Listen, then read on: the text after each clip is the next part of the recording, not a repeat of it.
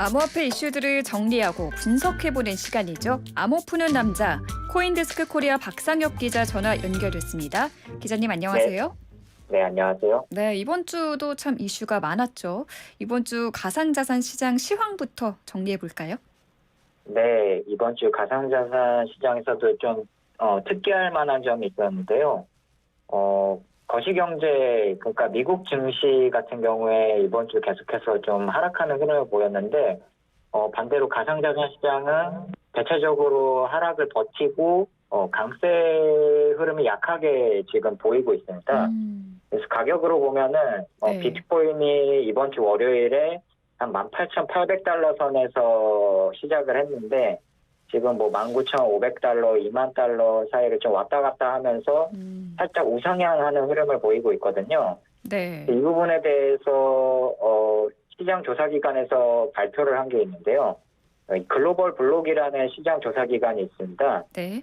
이 시장 조사기관이 온체인 데이터를 분석해 보니까 비트코인 역사상 이런 이제 저점에서 이 미국 증시나 이런 제도권 자산하고 디커플링 나는 상황이 몇 번 없었는데 이런 상황이 발생할 때마다 가상자산 시장이 전반적으로 저점에 도달된 것으로 그렇게 확인이 됐다라는 이렇게 분석을 내놨거든요. 네. 일단 시장은 뭐 이런 기대감에 맞춰서 조금 단기적인 강세 흐름이 보이고는 있는데요.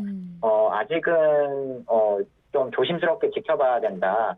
거시경제 이슈도 많이 아직 남아있고 그런 상황이기 때문에 네. 장기적으로 아직 좀 지켜봐야 된다. 그런 반대측의 의견도 있습니다. 그러니까 디커플링이라는 게 동조화 현상을 말씀하시는 거죠? 동조화 현상하고 반대를 이야기하는 겁니다. 동조화 현상은 이제 커플링이라고 얘기를 네. 하고요. 디커플링이니까 반대로 가는 현상을 보이는 건데. 네. 근데 저는 이거 참 신기하더라고요. 비트코인 채굴 산업이 지금 위축이 되고 있잖아요. 근데 네. 비트코인 채굴 업체의 투자는 계속해서 들어오고 있다고 하는데 하락장인데 왜 이렇게 비트코인 채굴 업체 투자가 적극적인 걸까요? 네. 일단은 최근에 말씀하신 것처럼 비트코인 채굴 산업이 되게 안 좋은데도 불구하고 여러 이제 업체들이 비트코인 채굴 업체에 투자를 하고 있는 상황이거든요. 이게 지금 어느 정도 채굴 산업이 침체되어 있는 정도냐면 사례를 한두 가지 정도 들자면 되게 대형 채굴 업체 중에 컴퓨트노스라는 기업이 있는데요. 미국 기업이 있는데 네. 여기가 얼마 전에 파산 보호를 신청했거든요. 그만큼 기업 자체가 휘청일 정도로 지금 되게 어려운 상황이고요. 그리고 미국에 상장돼 있는 3개의 비트코인 채굴 업체가 있거든요. 나스닥에 상장돼 있는. 네. 네, 이 업체가 코어 사이언티픽, 마라톤 디지털 홀딩스, 라이엇 블록체인 이렇게 3개가 있는데요. 여기가 당기 순손실이 적어도 한 3억 6,600만 달러, 막 2억 달러 이 정도로 2분기 당기 순손실이 나서요. 네, 네. 지금 굉장히 좀 어려운 상황이고요. 그리고 또 이 외에도 여러 가지 좀 어려운 상황들이 있는데요. 네. 그럼에도 불구하고 말씀 주신 것처럼 이렇게 많은 투자들이 일어나고 있거든요. 이 투자은행 비라일리 같은 경우에는 아이리스 에너지라는 채굴 업체에 최대 1억 달러 규모의 주식을 매입하기로 했고요. 이게 이 회사 지분의 31%에 해당한다고 합니다. 네. 네. 그리고 비트기어 또 다른 이제 채굴 업체가 있는데 여기 같은 경우에도 채굴자 부실자산 매입을 위해서 2.5억 달러 규모의 펀드를 조성할 계획이라고 하고요. 네. 그래서 이렇게 많은 업체들이 비트코인 채굴 업체 투자에 뛰어드는 이유에 대해서 이 가상자산 매체 디크립트가 코멘트를 남겼는데요. 지금 이렇게 시장이 비록 하락장이지만 비트코인이나 여러 이런 가상자산 시장 전체가 장기적으로 봤을 때 다시 잘 될 거라는 어떤 믿음이나 분석들이 제도권 투자기관 사이에서 퍼지고 있기 때문에 지금 이제 하락장에서 매입하는 거는 어떻게 보면 좀 저점 매수에 해당된다. 그렇기 때문에 이 일부 제도권 금융회사들의 비트코인에 대한 관심이 여전하다는 것을 보여준 어떤 사례 중에 하나다라고 분석을 했습니다. 네, 알겠습니다. 이런 가운데 미국 증권거래위원회 SEC와 리플이 미국 뉴욕 남부지방법원에 약식 판결을 요청했다고 하는데 이 뉴스가 가상자산 시장 전체에 굉장히 많은 영향을 미치고 있는 것 같더라고요. 어떤 소식인가요? 네, SEC하고 리플 소송전은 그 SEC가 리플사를 2020년 12월에 고소를 했습니다. 증권법 위반으로. 네. 네, 리플사가 발행한 XRP라는 코인이 있는데 이게 증권법 위반에 이 토큰이 증권법 위반에 해당한다고 소송을 걸었고요. 음. 그게 지금 2년째 계속되고 있는데요. 이게 가상자산 시장 전체의 중요한 이유는 지금 가상자산의 제도권화, 가상자산의 규제 뭐 이런 것들이 지금 본격적으로 이루어지고 있는 시점이잖아요. 네.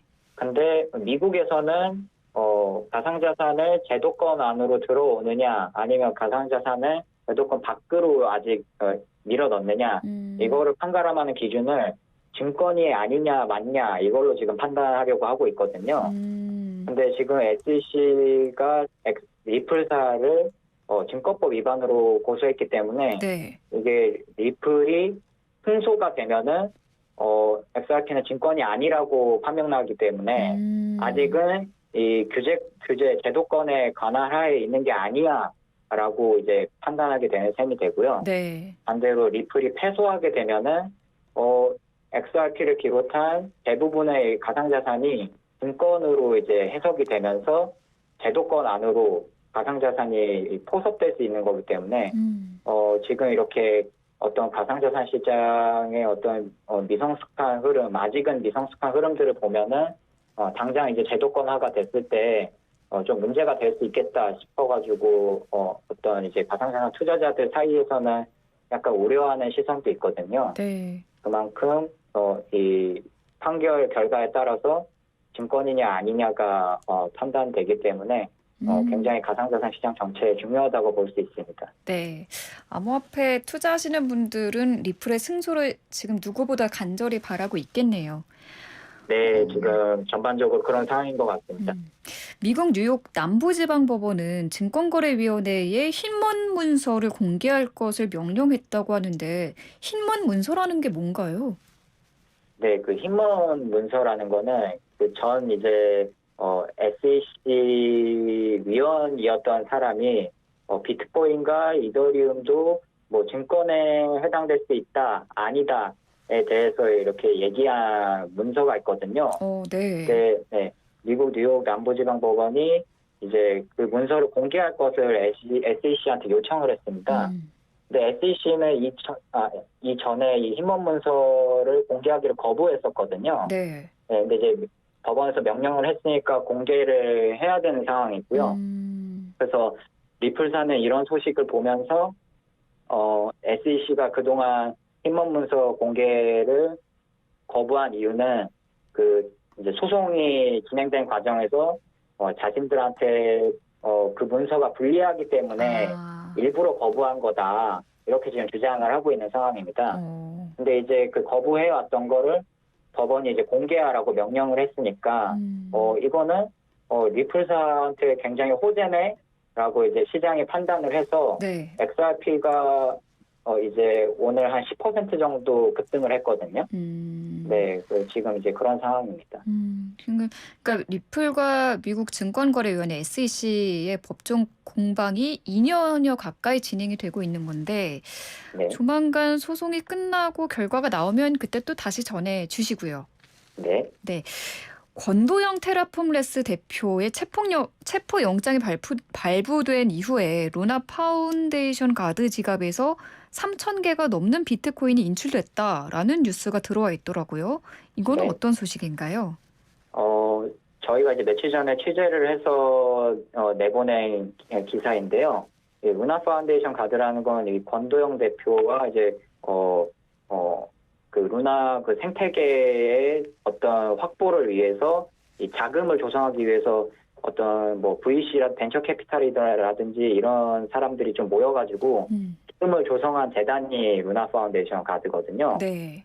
네, 여기서 저희가 이제 확인한 바로는 얼마 전에 이제 권정은 테라포머스 대표의 체포영장이 발부됐잖아요. 네네. 근데 그 다음 날에 이 루나 파운데이션 카드 지갑이 생성된 거를 저희가 이제 추정을 할 수 있었습니다. 근데 이제 이 추정을 좀 더 확실하게 하기 위해서는 이 온체인 전문 이제 온체인 데이터 분석하는 기관에 의뢰를 했어야 됐었는데요. 네. 그래서 저희가 크립토컨트를 통해서 이 의뢰를 진행해서 이게 루나 파운데이션 카드 지갑이라는 거를 특정할 수 있었고요. 그 사실을 바탕으로 이 지갑에서 3,000개가 넘는 비트코인이 인출된 사실을 저희가 확인할 수 있었습니다.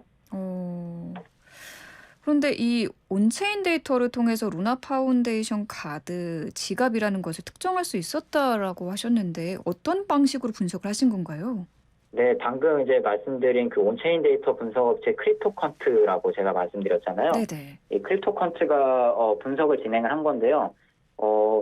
저희는 이제 루나 파운데이션 카드 지갑이라는 거를 추정할 수 있을 만한 어떤 어떤 이제 트랜잭션 과정으로 따지면 어떤 중요한 길목이 되는 단서를 저희가 찾은 거고, 네. 그 단서를 구체화시킨 거를 작업을 크립토컨트가 한 건데, 주요 가상자산 지갑, 비트코인 지갑 100여 개 정도를 저희가 하나하나씩 크립토컨트가 일일이 전수조사를 해가지고, 네, 이게 루나 파운데이션 카드 지갑이라는 거를 특정할 수 있었거든요. 네. 네, 그래서 하나하나씩 대조가 이제 가능성이 될 만한 것들을 하나하나씩 다 뽑아서 전수조사를 했다고 보시면 될 것 같습니다. 알겠습니다. 네. 미국 캘리포니아에서는 가상자산 업체 11곳이 운영 중단됐다고 하는데 왜 중단됐나요? 이제 캘리포니아 금융보호혁신국이라는 기관이 있거든요. 여기서 얼마 전에 가상자산 거래업체 11곳에 영업 중단 명령을 내렸습니다. 네. 네, 이 중 11곳 중에 9곳은 투자자로부터 받은 자금을 가상자산에 대신 투자하는 업체라고 확인을 했기 때문에 중단 명령을 내렸고요. 나머지 한 곳은 메타버스 소프트웨어 개발에 자금이 필요하다는 이유로 투자자로부터 가상자산을 모금했다고 합니다. 그래서 영업 중단 명령을 내렸고, 이제 또 나머지 한 곳이 남아 있잖아요. 네. 이곳 같은 경우에는 그 디파이, 탈중앙화 금융이라고 얘기를 하거든요. 이 디파이 업체에도 표방을 해서 영업 중단 명령을 내렸다고 합니다. 금융정보분석원은 상반기 가상자산 사업자 실태조사 결과 보고서를 내놨다고 들었거든요. 어떤 내용들이 담겨 있었나요?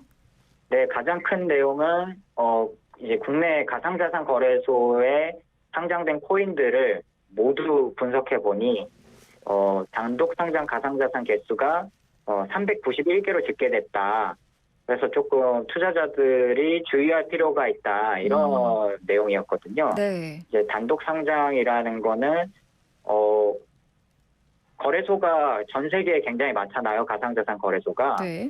근데 그 전 세계 가상자산 거래소 중에 딱 한 군데만 상장된 코인을 단독 상장 코인이라고 하거든요. 근데 이 단독 상장 코인 같은 경우에 리스크가 있는 게 딱 한 곳에서 상장된 그 코인이 해당 거래소에서 상장 폐지 공지를 내면은 그 투자자들은 당장 거래할 곳이 없어지는 거잖아요. 네. 그래서 굉장히 또 리스크가 있는 거고요.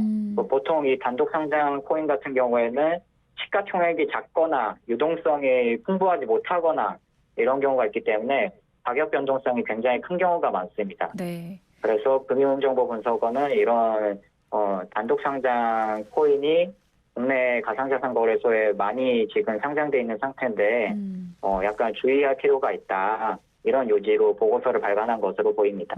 단독 상장 코인은 투자를 하실 때 좀 주의하셔야 한다라는 말씀까지 전해주셨습니다.